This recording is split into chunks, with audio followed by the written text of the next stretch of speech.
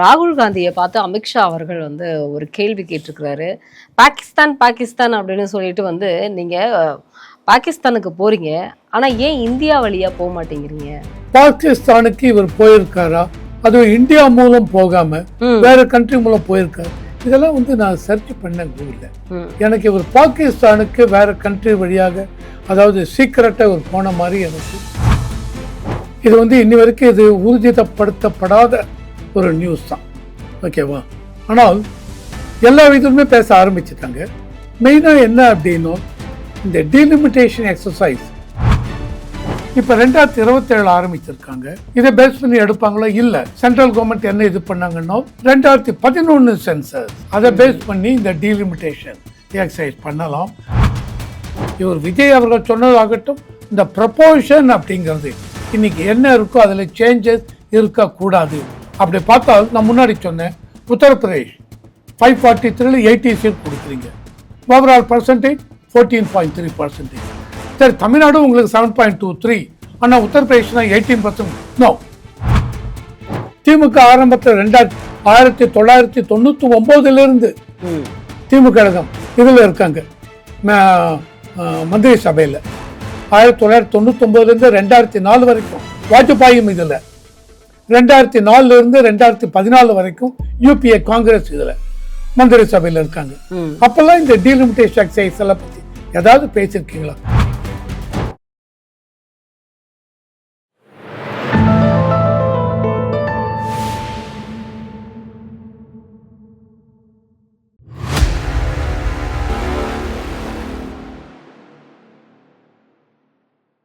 தாமரை TV நேயர்களுக்கு அன்பான வணக்கம். நமது நேர்காணலில் சிறப்பு விருந்தினர் அரசியல் விமர்சகர் ரவிசங்கர் அவர்கள் நம்மோடு இருந்திருக்கிறார். சார் வணக்கம். சார் வணக்கம். வணக்கம். இன்னைக்கு பார்லிமெண்ட்ல நிறைய விவாதங்கள் போயிட்டு இருக்கு. ஆனா இதுல முக்கியமான விவாதங்கள் வந்து பாத்தீங்க அப்படின்னா தமிழ்நாட்டை சேர்ந்தது. அதாவது திமுக பாஜகவோடு இணைந்து விட்டதா அப்படிங்கிற சந்தேகம் ஊடகங்களுக்கு மட்டும் இல்ல, சாதாரணமா மக்களுக்கே இருக்கு. அதுல இன்னொரு ஒரு விஷயம் என்ன அப்படின்னா, அமைச்சரவை மாற்றப்படுகிறதா, அதாவது மோடி அவர்களினுடைய அமைச்சரவையில் 20 பேருடைய இடங்கள் மாற்றப்படுகிறது. அதுல முக்கியமாக திமுகவுக்கும் ஒரு இடத்தை கொடுப்பதாக ஒரு தகவல் இருக்கு, ஆட்சியிலும் பங்கு கேட்பதாக ஒரு தகவலும் இருக்கு. இதை நீங்க எப்படி பாக்குறீங்க சார்? இது வந்து இன்னி வரைக்கும் இது ஊர்ஜிதப்படுத்தப்படாத ஒரு நியூஸ் தான். ஓகேவா? ஆனால் எல்லா விதமே பேச ஆரம்பிச்சுட்டாங்க. மெயினா என்ன அப்படின்னா, இந்த டீலிமிட்டேஷன் எக்ஸசைஸ் இந்த மான்சூன் செஷனில் பில்லு கொண்டு வருவாங்கன்னு எதிர்பார்த்தது, ஆனால் கொண்டு வரல. அவங்க கொண்டு வரல இந்த டீலிமிட்டேஷன். இது அப்போ தான் இவங்க எல்லாருமே பேச்சு என்ன அடிபட்டதுன்னா, என்டிஏக்கு 299 சீட் இருக்குது. இந்த டீலிமிட்டேஷன் எக்ஸசைஸ் வந்து constitutional amendment, it requires constitutional amendment. அந்த மாதிரி கான்ஸ்டிடியூஷனல் அமெண்ட்மெண்ட் வேணும். ஏன்னா இது வந்து 2026 அப்புறம் சென்சஸை பேஸ் பண்ணிலாம் இவங்க பண்ண போறது இல்லை. இதுவும் ப்ரொபோசல் தான், இது எதுவுமே கவர்மெண்ட் சொல்லலை. இதனால் ஊர்ஜிதப்படுத்தப்படாத இதெல்லாம் ஒரு தகவல். அதாவது 2011 சென்சஸை பேஸ் பண்ணி ஒவ்வொரு ஸ்டேட்டுக்கும் இப்போ இருக்கிறத விட 50% கூடுதலாக கொடுத்துரும். எல்லாருக்கும் 50%. உத்தரப்பிரதேசம் இப்போ 80 இருக்குது, அவங்களுக்கு 50% இன்க்ரீஸ், 120. தமிழ்நாட்டுக்கு 39 இருக்குது, 50%. ஸோ 20, 39, 20, 59, 60 இந்த மாதிரி எல்லாருக்கும். ஸோ டோட்டலாக 850 சீட் கொண்டு வரணும். And any delimitation exercise it should be based on a census. So இப்போ 2011 அப்புறம் 2021 சென்சஸ் எடுத்திருக்கணும். சென்சஸ் எடுக்கப்படல பிகாஸ் ஆஃப் கோவிட். இது இப்போ 2027 ஆரம்பிச்சிருக்காங்க. இதை பேஸ் பண்ணி எடுப்பாங்களோ இல்லை, சென்ட்ரல் கவர்மெண்ட் என்ன இது பண்ணாங்கன்னா 2011 சென்சஸ், அதை பேஸ் பண்ணி இந்த டீலிமிட்டேஷன் எக்ஸசைஸ் பண்ணலாம். அதாவது எந்த ஸ்டேட்டுக்குமே லாஸ் இருக்காது, இப்போ இருக்கிறத விட 50% கூட்டி கொடுத்து விடுகிறோம் அப்படின்னு சொன்னாங்க. இப்போ 2019 சென்சஸ் எடுத்து இருந்தால் இப்போ இந்த 21 அதாவது 21 எடுத்து இருந்தா இப்ப வந்து இன்னும் அதிகப்படியான மக்கள் தொகை வந்து இன்னும் அதிகமா தான் இருந்திருப்பாங்க. மக்கள் தொகை அதிகமாக இருக்கலாம், ஆனால் உங்களுக்கு மொத்தமே 2011 அப்படிங்கும் போது இன்னும் கம்மியா தானே வரும். இவங்க நினைக்கிற மாதிரி கம்மியா வரும். அதுக்கு ஆனா பிளேசஸ் வந்து கம்மியா தான் வரும், ஆனா பர்சன்டேஜ்ல டிஃபரன்ஸ் வராது. நீங்க வராது, ஒண்ணுமே வராது. நீங்க சொல்றது அதுதான். ஆமா, அதுதான் பர்சன்டேஜ் டிஃபரன்ஸே வராது. ஏன்னா ஒவ்வொரு ஸ்டேட்டும் மெயினா சவுத் இந்தியா, இந்த சவுத் இந்தியாவில் எல்லாமே என்ன சொல்றாங்க அப்படின்னா, எங்களை பொறுத்த வரைக்கும் அதாவது பாப்புலேஷன் growth எந்த அளவுக்கு கண்ட்ரோல் பண்ணணுமோ 1972-73 அப்புறம் இந்த பாப்புலேஷன்லாம் மெஷர்ஸ் கண்ட்ரோல் பண்ணணும் அப்படின்னு சென்ட்ரல் கவர்மெண்ட் கொண்டு வந்த இதுக்கு அந்த அளவுக்கு சவுத் இந்தியா சதர்ன் ஸ்டேட்ஸ் எல்லாம் சப்போர்ட் பண்ணாங்க. அதனால எங்களுடைய பாப்புலேஷன் குறைந்து இருக்கிறது. இந்த பாப்புலேஷன் நீங்க பார்த்தீங்கன்னு வச்சுங்களேன், இது என்ன கொண்டு வராங்க அப்படின்னா, ஆரம்பத்தில் ஒரு உதாரணத்துக்கு நம்ம தமிழ்நாடு சொல்கிறேன், அவர் 2-3 இதை கூட நான் சொல்லுவேன்.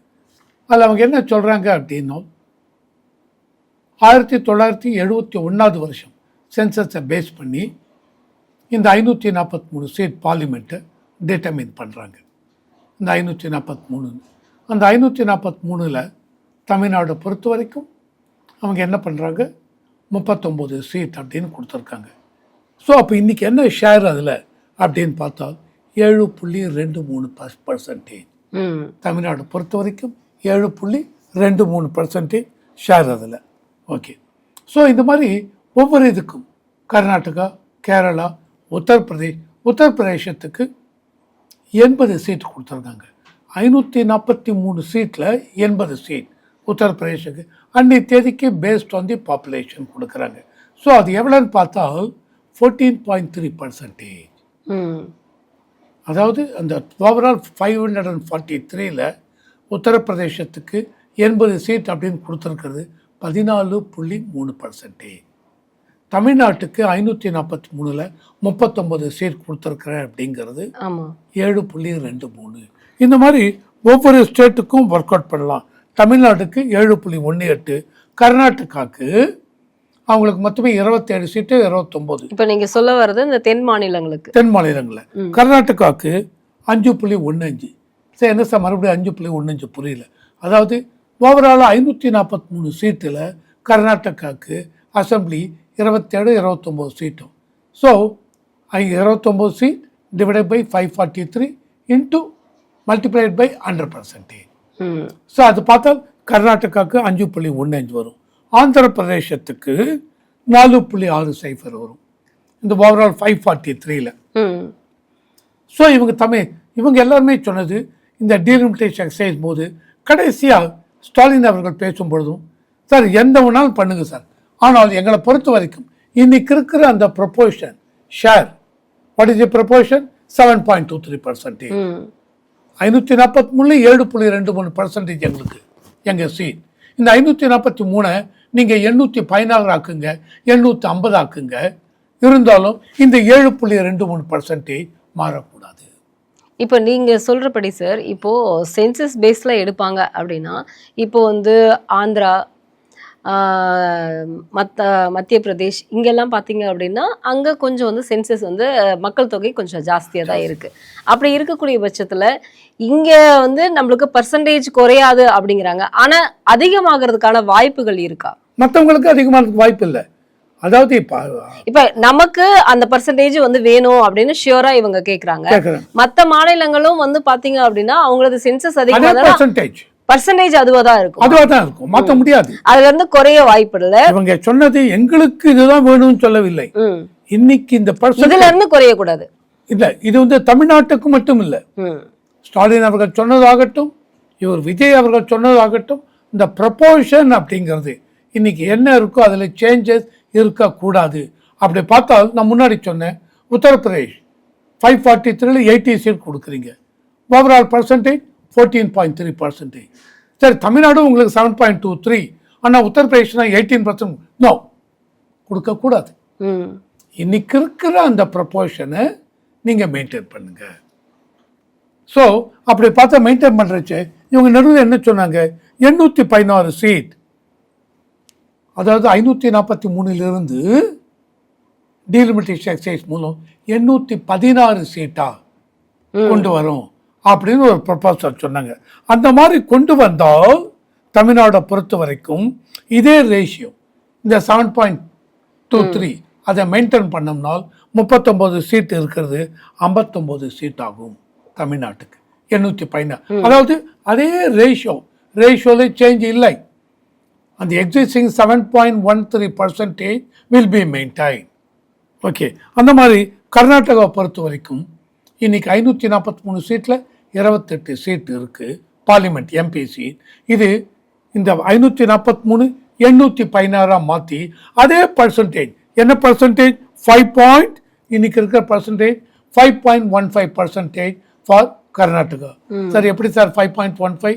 அதாவது 543ல் 28, அப்போ 100க்கு எவ்வளவு? 5.18%. அந்த ரேஷியோ அப்படியே மெயின்டைன் பண்ணுவேன். அந்த மாதிரி மெயின்டைன் பண்ணால் 543லேருந்து 816க்கு கொண்டு வந்தால் கர்நாடகாவை பொறுத்த வரைக்கும் 28லிருந்து அது 42 சீட் ஆகும். அந்த பர்சன்டேஜ் நமக்கு வந்து எவ்வளவு சார் வரும்? எனக்கு இப்ப நீங்க சொன்னீங்களா அந்த பர்சன்டேஜ், இப்போ அது வந்து அதிகமாகுமான்னு கேட்க. ஆமா, அதிகமா. அதாவது ஆல்மோஸ்ட் எவ்வளவு அதிகமாகும்? 816 அப்படின்னா இப்போ 543க்கு நீங்க சொன்னது வந்து 39.23. ஆமா, இப்ப அடுத்து அதுக்கு 59 அப்போ 7.23 ஆகுது. இப்ப 7.18%, அப்ப 7.23%. ஆக மொத்தம் அதே மெயின்டெனன்ஸ், ஆல்மோஸ்ட் சேம். கர்நாடகா பொறுத்த வரைக்கும் 5.15%. மறுபடியும் இந்த ரிவைஸ் இது பிரகாரமும் 28லேருந்து it will be increase to 42, அதே 5.15%. இப்போ இந்த டீலிமிட்டேஷன்ல நமக்கு இப்போ வந்து இந்த இது வந்து சேஞ்சஸ் ஆகும் பொழுது இப்போ சொல்றாங்க எல்லாருமே வந்து இப்போ உங்களை மாதிரியான அரசியல் விமர்சகர்கள் அனலிஸ்டஸ் எல்லாமே சொல்றது எல்லாமே மக்கள் தொகை அதிகமாக இருக்கு, அதனால எம்பிக்களுடைய வேலைப்பாடுகளும் அதிகமாக இருக்கு அப்படிங்கறதுனால அது கொஞ்சம் குறையும். அது இப்போ 1 லட்சம் அப்படின்னு இப்போ மக்கள் தொகை இங்க கணக்குல இவங்க கொண்டு வரல. இவங்க கொண்டு வந்தது 1971 இது பிரகாரம் 543க்கு 39 சீட்ஸ் கொடுத்தோம், 7.18%. இப்போ அது 816 மாற்ற போகிறேன். 816 அதே 7.18%. அதுக்கு உங்களுக்கு எவ்வளோ சீட் வரும்? 59. இதை வந்து ஸ்டாலின் அவர்களாகட்டும் முன்னாடி சொன்னது, இப்போ விஜய் அவர்கள் சொல்லட்டும், இந்த கரெக்டாக அந்த ரேஷியோ இதுவாக இருக்கணும். சரி, இதையும் தாண்டி இது அப்படியே இந்த 39 சீட்டை 543க்கு 39 சீட் இது அப்படியே இதுவாக கன்சிடர் மாற்றின்னு வச்சுங்க. அதாவது 1 கோடி பாப்புலேஷனுக்கு எவ்வளவு பார்லிமெண்ட் எம்பி சீட் வருது, 1 கோடி பாப்புலேஷனுக்கு எவ்வளோ பார்லிமெண்ட் சீட் வருது அப்படின்னு பார்த்தீங்கன்னா 4லிருந்து 5 சீட் வருது. 4லிருந்து 5. 1 கோடி பாப்புலேஷனுக்கு இப்போ நான் சொன்ன ரேஷியோ எல்லா இதையும் வேணுனாலும் இப்போ நான் சொல்கிறேன். உத்தரப்பிரதேஷ், மத்திய பிரதேஷ் எல்லாமே நான் சொல்கிறேன், டேட்டா வச்சுருக்கேன். அது எல்லாமே ஓவரால் இதில் பார்த்தீங்கன்னு வச்சுங்க ரேஷியோ. சார் உத்தரப்பிரதேஷுக்கு 543க்கு 80 சீட், ரேஷியோ 14.3. ஆனால் தமிழ்நாட்டுக்கு 7.13 தான் வருது, 180 தான் வருது. அப்போ இவ்வளோ வித்தியாசம் இருக்குது. நோ, அதை பாப்புலேஷனை கன்வெர்ட் பண்ணிங்கனால் ஒரு பாப்புலேஷனுக்கு எவ்வளோ எம்பி சீட் இருக்குது அப்படின்னு பார்த்தால் உத்தரப்பிரதேஷ் இருக்க பாப்புலேஷனுக்கு 1 கோடிக்கு 5 சீட் கொடுக்குறாங்க. தமிழ்நாட்டுக்கு 1 கோடிக்கு 5 சீட் கொடுக்குறாங்க. ஸோ 4லிருந்து 5. சில ஸ்டேட்டுக்கு மகாராஷ்டிரா 4.6, அதுவும் 5 ஆகிடும். 4.12 இருந்தால் 4 சீட்ஸ். இப்போ இங்க சென்சஸ் அதிகமா இருக்குங்கிறத இவங்க மைண்ட்ல வச்சுட்டு அந்த கால்குலேஷன்ல இது போடுறாங்க. இப்போ அப்போ என்ன வருது சார்னா, இன்னைக்கு 543 சீட்டுக்கு தமிழ்நாடு மட்டும், சாரி ஓவராலாக சவுத் இந்தியாவில் தமிழ்நாடு, கேரளா, ஆந்திரா, தெலுங்கானா, கர்நாடகா இதெல்லாம் சேர்த்து 129 சீட். 543க்கு 129 எம்பி வருது. இதையே 816 மாற்றணும் அப்படின்னால் அவங்களுக்கு 195 வரும். தென் மாநிலங்களுக்கு 190. ஆனால் அதே ரேஷியோ 7.18, 7.18 சீட்ஸ் மட்டும் ஜாஸ்தியா அவ்வளவுதான் இருக்கும். அந்த ரேஷியோ தமிழ்நாடு ஆகட்டும், கர்நாடகா ஆகட்டும், கேரளா ஆகட்டும் எக்ஸிஸ்டிங். இது நான் 543 816 இன்க்ரீஸ் பண்ணுறதுனால இன்னைக்கு இருக்கிற ப்ரப்போர்ஷன் ரேஷியோ மாறாது. இதே தான் அவங்களுக்கு, யாருக்கு, நார்த் இந்தியாவுக்கும் அவங்களுக்கு ஏறும். அவங்களுக்கு இன்னைக்கு என்ன ரேட் இருக்கோ 14.93 உத்தரப்பிரதேஷ் அதே தான். 80 தாண்டி 120 போகலாம், 117 வரலாம். பட் அதே 14.13 தான். திரும்பி இதை ஓவராலாக நீங்கள் கன்வெர்ட் பண்ணி சார் இது இருக்கட்டும் சார், 1 கோடி பீப்புளுக்கு எவ்வளோ எம்பி சீட் வரும் அப்படின்னா ஓவராலாக எல்லா ஸ்டேட்டுக்குமே 4லிருந்து 5 தான் வரும் 1 கோடிக்கு. ஃபேர் ரேஷியோ இது. ஆனால் union territory for example Pondicherry, Lakshadweep and north eastern state அதெல்லாம் இந்த ரேஷியோக்குள்ளே வராது. அதனால் அவங்களுக்கு யூனியன் டெரிட்டரி 1 கோடி பேர் இல்லை 6 லட்சம் பேர் தான் இங்கே இருக்காங்க அப்படின்னா இருந்தாலும் அவங்களுக்கு 1 சீட்டு கொடுக்கலாம், 2 சீட் கொடுக்கலாம். கோவா 2 சீட் உண்டு. டெல்லியை பொறுத்த வரைக்கும் இன்றைக்கி union territory 7 seat, union territory with legislature 7 seat இருக்குது அப்படின்னா இந்த 543லேருந்து 816க்கு எடுத்துன்னு போனால் 10 சீட் வரும். ஆனால் பர்சன்டேஜ் அதே தான். அண்ட் 1 கோடி பேருக்கு எவ்வளோ பாப்புலேஷன் ஆல்மோஸ்ட் அதே தான் வரும். But union territory north east இது மட்டும் 1, 2, 3 அதிகமாக இருக்கும். ஏன்னா அதெல்லாம் பாப்புலேஷன் கம்மி. இருந்தாலும் அவங்களுக்கு ரெப்ரசன்டேஷன் பார்லிமெண்ட்டில் அவங்க வாய்ஸை கொடுப்பதற்கு ரெப்ரசன்டேஷன் கொண்டு வரணும்னு இன்றைக்கி இருக்கிற அந்த 543லேயே அது இருக்குது. இந்த 543 சீட் இன்றைக்கி இருக்கு இல்லையா, அதுலேயே நீங்கள் பார்த்தீங்கன்னு வச்சுங்க, இந்த யூனியன் டெரிட்டரி நார்த் ஈஸ்டர்ன் ஸ்டேட்ஸை பொறுத்த வரைக்கும் இந்த நான் சொன்ன ரேஷியோ, இந்த சட்டத்திட்டங்கள், இந்த கண்ட்ரோல் அதுக்கு கிடையாது. ஆனா விஜய் சொல்றாரு 543 நிரந்தரமா இருக்கணும் அப்படிங்கறத வந்து அவருக்கு ரொம்ப ஷியூரா அது கண்டிப்பா இருக்கும். 543 குறைச்சு 515 எல்லாம் வரப்போறது. அதுல இருக்கிறது அப்படியே இருக்கணும். 543 இருக்கும். இன்னைக்கு அந்த 543ல 39 சீட். ஆனா நீங்க சொல்றீங்க இல்லையா, 2 கட்சியுமே ஒரே மாதிரி தான் சொல்றாங்க, எந்த டிஃபரன்ஸுமே இல்ல, சேம் தான் அப்படின்னு. ஆனா திமுக சொல்லுது இதுல அவர் அப்படியே அந்தர்பல்ட்டி அடிச்சிட்டாரு. ஏன்னா திமுக வந்து சொன்னதுக்கும் இவர் பேசுறதுக்கு என்ன சட்டசபையில தீர்மானம் கொண்டு வந்தார். தீர்மானம் கொண்டு வந்ததுல இவங்க அப்படியே வந்து அமித்ஷாவை பார்த்த உடனே வந்து பல்ட்டி அடிச்சிட்டாரு அப்படின்னு திமுக சொல்லுது. அமித்ஷா பார்த்து பல்ட்டி அடிச்சாரா இல்ல அதெல்லாம் வேற விஷயம். திமுக ஆரம்பத்துல 1999 இருந்து திமுக கழகம் இதுல இருக்காங்க மந்திரி சபையில. 1999 2004 வரைக்கும் வாஜ்பாயும் இதில், 2004 2014 வரைக்கும் யூபிஏ காங்கிரஸ் இதில் மந்திரி சபையில் இருக்காங்க. அப்பெல்லாம் இந்த டீலிமிட்டேஷன் எக்ஸைஸ் எல்லாம் பற்றி ஏதாவது பேசியிருக்கீங்களா? தமிழ்நாட்டுக்கு சொல்கிறீங்க, தமிழ்நாட்டு இதை காப்பாற்றினோம், தமிழ்நாட்டோட ரைட்ஸை காப்பாற்றினோம், லிஸ்ட் பண்ணுங்க என்ன பிரச்சனை வந்தது, அது அந்த பிரச்சனையில் இருந்து தமிழ்நாட்டுடைய உரிமையை எப்படி காப்பாற்றினீர்கள் அதை சொல்லணும். சும்மாவது எல்லாருமே தமிழ்நாடு உரிமையை காப்பாற்றணும். விஜய் இப்போ தாங்க வந்திருக்காங்க, 100 நாள் ஆயிருக்கு. ஓகேவா, டீலிமிட்டேஷன் எக்ஸைஸ் அதெல்லாம் 543லேருந்து இப்போ 816க்கு போகிறோம். அதே ரேஷியோ மெயின்டைன் பண்ணுறாங்க எல்லா ஸ்டேட்டுக்கும். அப்படின்னா விஜய்க்கும் அதே தான், தமிழ்நாட்டுக்கும் அதே தான். அது விஜய் எந்த விதத்தையும் ஒன்றும் குறைச்சி இது பண்ண போகிறதில்ல. ஆர் ரேதர் டிஎம்கே சொல்லட்டும், சார் என்ன வேணாலும் ஆகட்டும் சார், எங்களுடைய ஸ்டாண்டு இதுதான் சார், தமிழ்நாட்டுக்கு எந்த விதத்திலும் ஒத்துக்க மாட்டோம். சரி, அப்போ இந்த டீலிமிட்டேஷன் எக்ஸைஸை பொறுத்த வரைக்கும் கான்ஸ்டிடியூஷனல் அமெண்ட்மெண்ட்னு கொண்டு வந்தால் இப்போ விஜயெல்லாம் அதுக்கு சேர்ந்து ஓட்டு போட போகிறது இல்லை. ஆனால் டிஎம்கே, நீங்கள் முதல்ல கேட்ட கேள்விக்கு இப்போ வரேன், டிஎம்கே நீங்கள் 22 எம்பி இருக்கு, இந்த 22 எம்பியும் என்டிஏக்கு ஆதரவாக ஓட்டு போட போறீங்களா? நேற்று வரைக்கும் என்ன சொன்னீங்க, இல்லை பண்ண மாட்டோம். எதுக்காகனா அது வந்து இந்த கட்சி அந்த கட்சி வந்து பிஜேபி உள்ள வந்தாலே தமிழ்நாடே இதுவாயிடும் அப்படி இப்படின்னு சொன்னீங்க. அந்த அளவுக்கு எலெக்ஷன் போது பார்லிமெண்ட் எலெக்ஷன் ஆகட்டும், 2024 2026 அசம்பிளி, அந்த அளவுக்கு பிஜேபி பற்றி பேசியிருக்கீங்க. இப்போ பேச்சு என்ன அடிபடுறது அப்படின்னா, நீங்கள் மோடி அவர்கள் கேபினெட் ரீஷஃபல் பண்ணுறாங்க, 20 இது மாறப்போகிறது. அந்த 20ல் டிஎம்கேவும் உள்ளே வராங்க மந்திரி சபை. நீங்கள் உள்ளே போவீங்களா? உள்ளே போனோம் என்னை பொறுத்த வரைக்கும் நீங்கள் இது வரைக்கும் சொன்ன கொள்கை கோட்பாடு எல்லாமே அதுக்கு அகேன்ஸ்டாக போயிடும். பிஜேபியோட இதில் போய் சேர்றீங்க. டெல்லியினுடைய ஒரு சிறந்த பத்திரிகையாளர் வந்து சொல்லியிருக்காங்க, ஒரு மூத்த பத்திரிகையாளர் ஷபி முன்னா அவர்கள் வந்து ரொம்ப தெளிவாக சொல்லியிருக்காங்க, அதற்கான தகவல்கள் இல்ல, அதுதான் வந்து உறுதியான ஒரு செய்தி அப்படிங்கறத தேதி வரைக்கும் தகவல் இல்லை. நானும் அதாவது வரையறுக்கப்படாத உண்மை இது.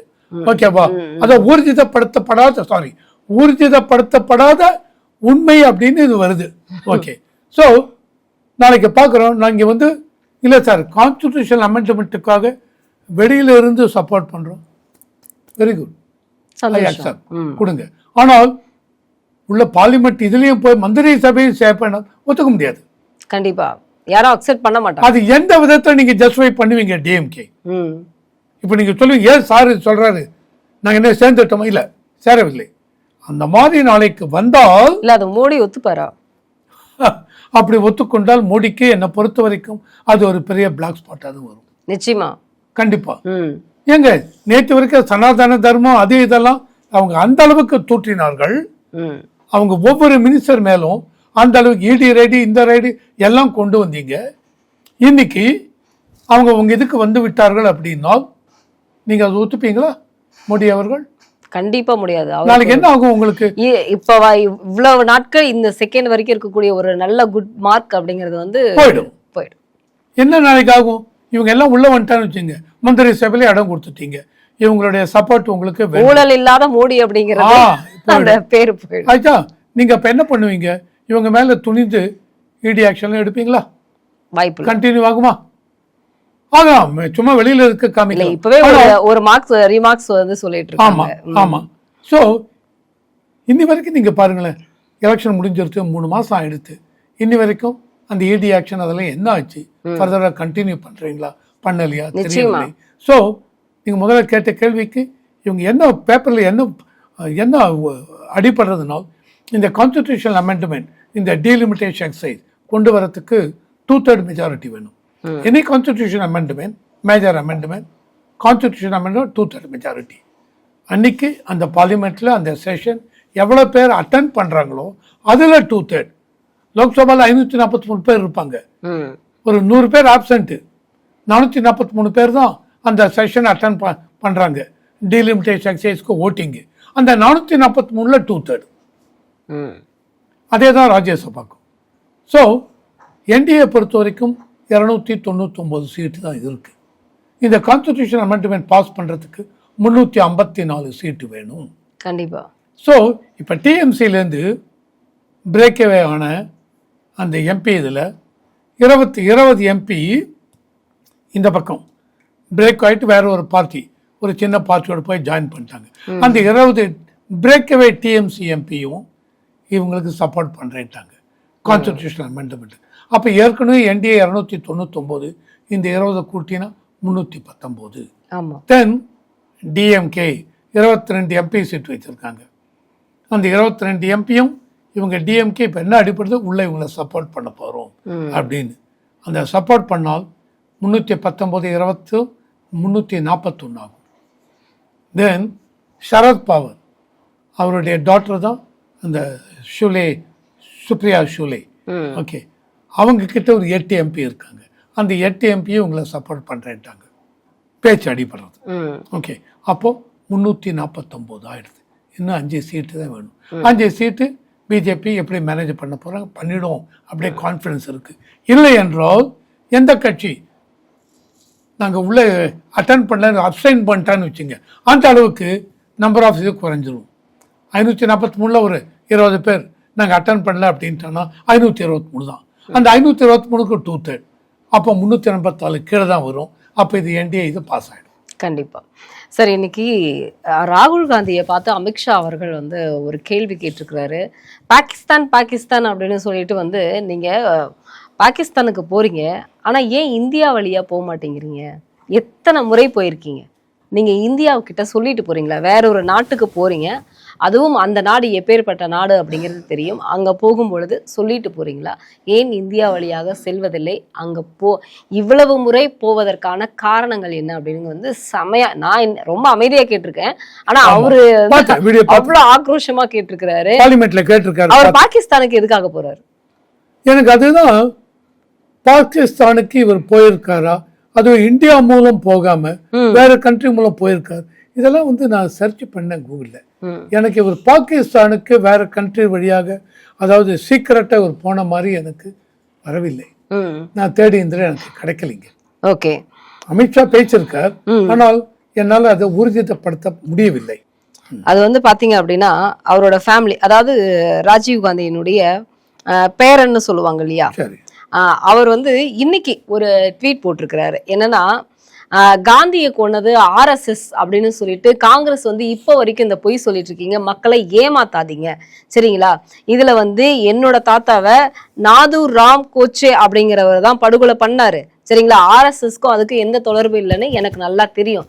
முதல்ல இது வந்து மோகன்தாஸ் காந்தியுடைய பேரண்ட்ஸ் சொன்னது. அதுல வந்து நாங்க ரொம்ப தெளிவா இருக்கோம். அதாவது வந்து ராகுல் வின்சி வந்து ஒரு கடிதம் போட்டிருக்காரு. அதுக்கு அவர் தெளிவா சொல்லியிருக்கிறாரு. இன்னொன்னு என்னன்னா, ஆர்எஸ்எஸ்க்கும் அதுக்கும் சம்பந்தம் இல்லை. உங்க பாட்டியா அப்படின்னா வந்து சீக்கியர்கள் தான் கொலை பண்ணாங்களா, இதுல உங்களுக்கும் கூட சம்பந்தம் இருக்குங்கிற மாதிரி எல்லாம் பேசுறாங்க அப்படின்னு அவர் சொன்னது போக, இன்னொரு விஷயம் வந்து நீங்க பிராமணர்னு ஊரை வந்து ஏமாத்தாதீங்க, கவுல் பிராமணர் அப்படிங்கிறாங்க அப்படின்னு. நீங்க பிராமணரே இல்ல, அதாவது நீங்க முஸ்லிம் கத்தோலிக் மரபணு கலப்பு முறையில் பிறந்த ஒரு குழந்தை நீங்க சரிங்களா.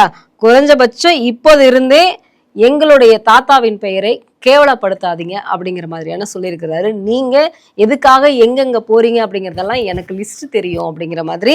அதாவது உங்களுக்கு டீட்டெயில்ஸ் நான் பார்த்தேன் கிடைக்கல அப்படின்னு சொன்னீங்க. ஆனா அவருடைய பேரனை ஒரு கடிதம் மூலமாக இந்த கடிதத்துல அவர் பாகிஸ்தான் போயிருக்காரு எழுதியிருக்காரு. பாகிஸ்தான் போன எழுதல. நான் சொன்னது என்ன, பாகிஸ்தான் அமித்ஷா நீங்க எங்க போனீங்க, எங்க அமித்ஷா பாகிஸ்தான்ல எப்படி போறீங்க அப்படின்னு அததான் சொன்னேன். ஊர்ஜிதப்படுத்த முடியவில்லை. இவருடைய ஃபேமிலியில இருக்கிறவங்களுக்கே இவர் மேல எங்க வேணாலும் போலாங்க. என்னோட சிட்டிசன் ஆஃப் இந்தியா எங்க வேணாலும் போவேங்க. போறச்ச அதாவது தேவையில்லாம பாகிஸ்தான் நான் போயிட்டு வந்துட்டேன்னு சொன்னீங்க இல்லையா, சொல்லுங்க, ப்ரூவ் பண்ணுங்க. இந்தியா மூலம் போல வேற கண்ட்ரி மூலம் போனால், எந்த கண்ட்ரி மூலம் போனேன், எப்படி போனேன், ஆக மொத்தம் அப்படியே போனாலும் ஒரு எதிர்கட்சி தலைவர் எங்க போனாரு, அரசு பணத்துல போனாங்க அப்படிங்கும்போது அதற்கான கணக்கு காட்டணும் இல்லையா, அததான் அவர் கேட்கிறாரு. நான் இப்ப சொன்னது பாகிஸ்தான் போனாரா, அதுதான் நான் சொல்ல வந்தேன். ஓகேவா. அண்ட் என்ன கான்டெக்ட்ல இவர் அமித்ஷா கொண்டு வந்தார் சொல்லுங்க. என்ன கான்டெக்ட் அப்படின்னு பாத்தீங்கன்னு வச்சுங்க, அதாவது பாகிஸ்தான் யுனைடெட் நேஷன்ஸ்ல ராகுல் காந்தி பேசினார் அப்படின்ட்டு ஒரு இது கொண்டு வராங்க. ராகுல் காந்தி என்ன பேசினார் அப்படின்னா, காஷ்மீர்ல நிறைய முஸ்லிம்ஸை கொலை பண்றாங்க, காஷ்மீர்ல இதையும் தொடர்ந்து நிறைய உயிர்கள் பலி கொடுக்கப்படுகின்றன, காஷ்மீர் இஸ் பர்னிங் அப்படிங்கிற மாதிரி ஒரு இது 4-5 வருஷம் முன்னாடி 2019 என்னமோ பேசியிருக்கேன் ராகுல் காந்தி. இது ராகுல் காந்தி தான் தெரியுமே, எப்போ வெளியில போனாலும் எந்த அளவுக்கு இந்தியாவை மட்டப்படுத்த முடியுமோ, இந்திய பொருளாதாரத்தை பத்தி அந்த அளவுக்கு 2014 இந்தியன் சிட்டிசனே கிடையாது. அதுக்கே இன்னும் பிஜேபி இன்னும் ஆக்ஷன் எடுக்க சொல்லுங்க. இந்திய சிட்டிசன்ல இருந்து அவங்க இன்னொருத்தர் இருக்கார், கர்நாடகா சேர்ந்தவர், மாற்றி சொல்றார். அவர் எல்லா டாக்குமெண்ட்டை கொடுத்தாலும் என்னென்னத்துக்கெல்லாமோ சுவோமோட்டோ ஆக்ஷன் இனிஷியேட் பண்ற ஜுடிஷியரி, இதுக்கே சுவோமோட்டோ ஆக்ஷன் இனிஷியேட் பண்ண. இதையும் தாண்டி இவர் கொடுத்த டாக்குமெண்ட் இதெல்லாம் எவிடன்ஸ் எல்லாம் இவருக்கு என்ன சொல்லுவாங்க, மெயினாக லண்டனில் பெரிய ஒரு கம்பெனி ரன் பண்ணார். அந்த கம்பெனியில் இவர் ஒன் ஆஃப் தி டைரக்டர்ஸ் ராகுல் காந்தி. அதில் பார்த்தீங்கன்னு வச்சுங்க, அந்த ஷேர் ஹோல்டர் டீட்டெயில் கொடுக்கும்போது யூகே சிட்டிசன் ஒரு போட்டு கொடுத்துருக்கா அப்படின்னு ஒரு பேச்சு வந்தது. இது எல்லாமே ஒரு உண்மை அப்படின்னா எதனால சென்ட்ரல் கவர்மெண்ட் ஏன் இன்னும் ஆக்ஷன் எடுக்கவில்லை? நிச்சயமா எதனால ஆக்ஷன்? இது ஒரு சாதாரண சிட்டிசன், நான் இந்த மாதிரி இருந்தால் உடனே வந்துடுவீங்களே எங்கள் வீட்டுக்கு ஆக்ஷன் எடுக்கிறதுக்கு. அப்போ என்னை பொறுத்த வரைக்கும் சென்ட்ரல் கவர்மெண்ட் ஆக்ஷன் எடுக்கவில்லை என்றால் இதெல்லாமே ஊர்ஜிதப்படுத்தப்படாத தகவல் தான் நான் சொல்கிறேன். கண்டிப்பாக நான் நினைக்கிறது அப்படி இருந்ததுன்னு வச்சுங்க, கண்டிப்பாக வந்திருப்பாங்க. ஸோ இதை இவர் சொன்னதை, ராகுல் காந்தி பேசினதை யுனைடெட் நேஷன்ஸில் பாகிஸ்தான் ஃபாரின் மினிஸ்டர் அவர் எடுத்து யுனைடெட் நேஷன்ஸில் பேசியிருக்கார். அந்த கண்ட்ரியை சேர்ந்த ஒரு மெம்பர் ஆஃப் பார்லிமெண்ட்டே ஒரு பெரிய பொசிஷனில் இருக்கு, இவர் தலைவர், காஷ்மீர் எந்த அளவுக்கு பிஜேபி ரூல் கீழே, இந்த சென்ட்ரல் கவர்மெண்ட்டு கீழே காஷ்மீர் மக்கள் அவதிப்படுகிறார்கள் அப்படின்னு பேசியிருக்கார் அப்படின்னு சொல்லிட்டு யுனைடெட் நேஷன்ஸ் இதில் அவன் பேசிட்டான். அதுக்கப்புறம் காங்கிரஸ் இவங்களாம் சொல்லிட்டாங்க, இல்லை ராகுல் காந்தி அந்த மாதிரி பேசவே இல்லை, அவங்க தவறாக புரிந்து கொண்டு விட்டார்கள் அப்படி இப்படின்னு இருக்காங்க. ராகுல் காந்தி இல்லை நான் அந்த மாதிரி பேசவே இல்லை அப்படின்ட்டார். இதுதான் கான்டெக்ட். இந்த கான்டெக்ட் அமித்ஷா சொன்னார். இவர் ஜெர்மனி போகிறார், இதுக்கு போகிறார், எல்லா இதுக்கும் போகிறார், இட்டாலி போகிறார். ஆனால் எல்லா இடத்துலையும் இந்தியாவை பற்றி ஒன்று ஞாபகம் இருக்கா, இந்த ரீசெண்டாக ஒரு 4-5 மாதம் முன்னாடி US and India trade deals பேசும்பொழுது ட்ரம்ப் ரொம்ப இது பண்ணி India is a dead economy ஆமா பேசினாரு. அப்படின்னு. ராகுல் ஆமா India is a dead economy. ராகுல் should feel ashamed. Leader of opposition, and you are telling, you are endorsing whatever Trump has said. Is India a dead economy? சொல்ல முடியுமா உங்களால ராகுல் காந்தி? ஸோ அதெல்லாம் வந்து எனக்கு ராகுல் காந்தி பேசுனதெல்லாம் பிடிக்கவில்லை. I will not accept it.